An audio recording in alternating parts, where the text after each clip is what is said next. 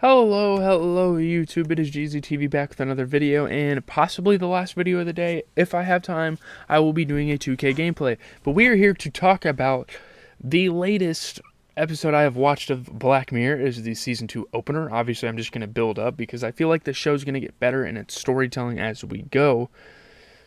So, yeah, we're going to talk about Be Right Back. And yeah, we're going to get to the plot, the critical reception. By the way, these are spoiler reviews. We are covering everything that happens in the episode. So, Martha Powell, played by Haley Atwell, and Ash Starmer, played by Domhnall Gleeson, are a young couple who have moved to Ash's remote family house in the countryside. A typical start to a love story, I suppose. The day after moving in, Ash is killed while returning the hired van. I don't think we ever figure out how he dies. Maybe drugs, I don't remember.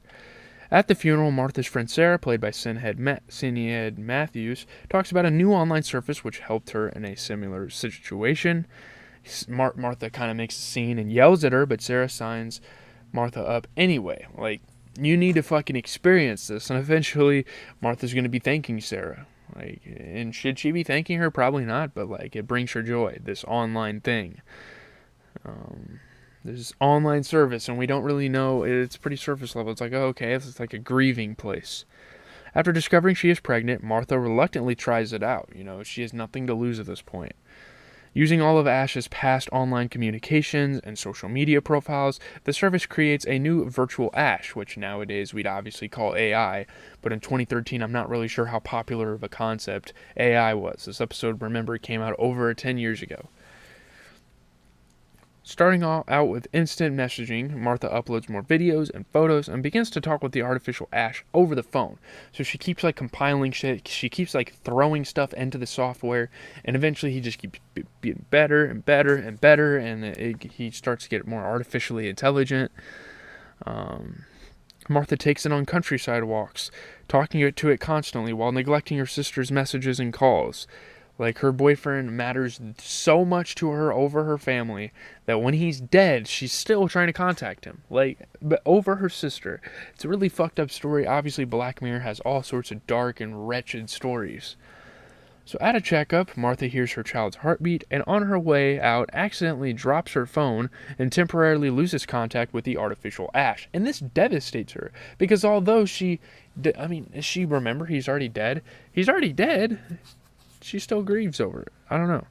After consoling her, the artificial Ash tells her about the service's experimental stage. Following his instructions, Martha turns a blank. Oh yeah, wait. Yeah, obviously she orders this dummy pretty much and turns it into Ash. We know that.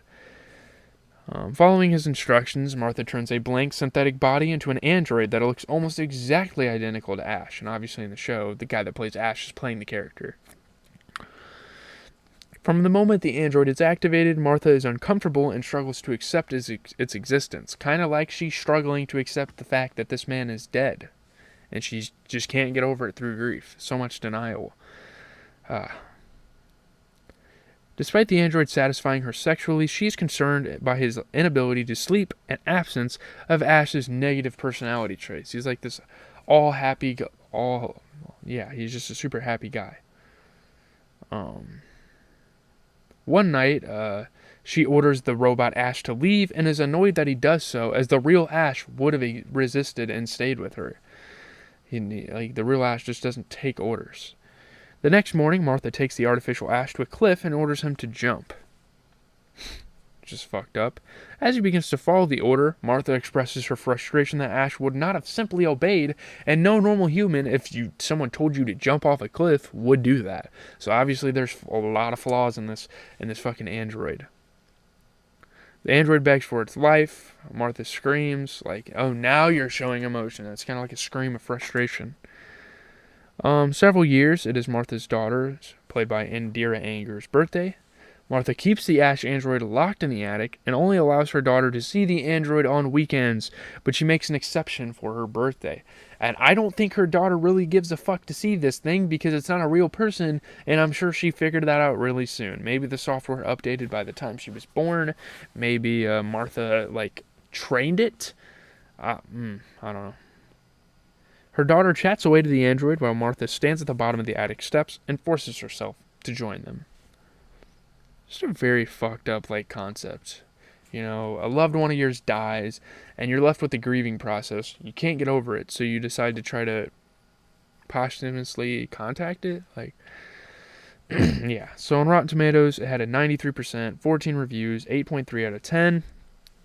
Be Right Back tones down Black Mirror's typically dark humor, but its examination of grief in the age of social media makes it an exceptionally powerful episode. A- on the AV Club, 4 out of 5 on the Daily Telegraph, and Digital Spy gave it that same ranking.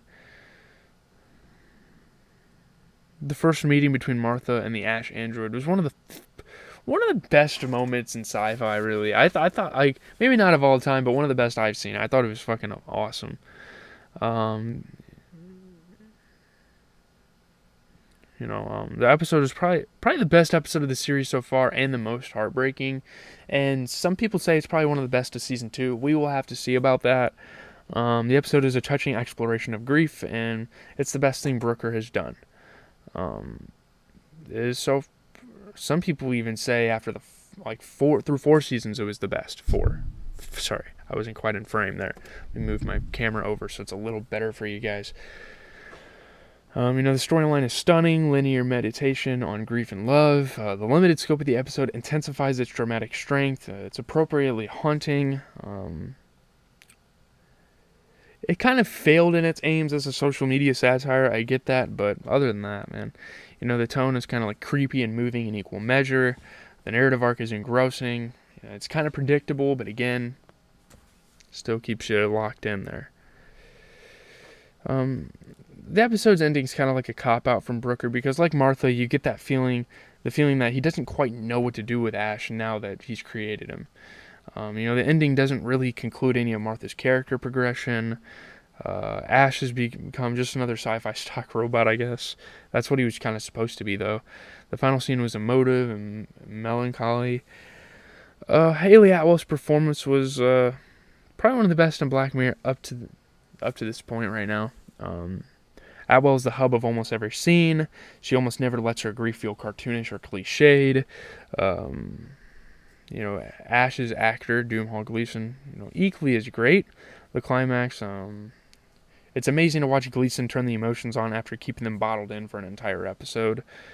Ash and Martha have a real spark here. The episode has real heart and characters that live and breathe.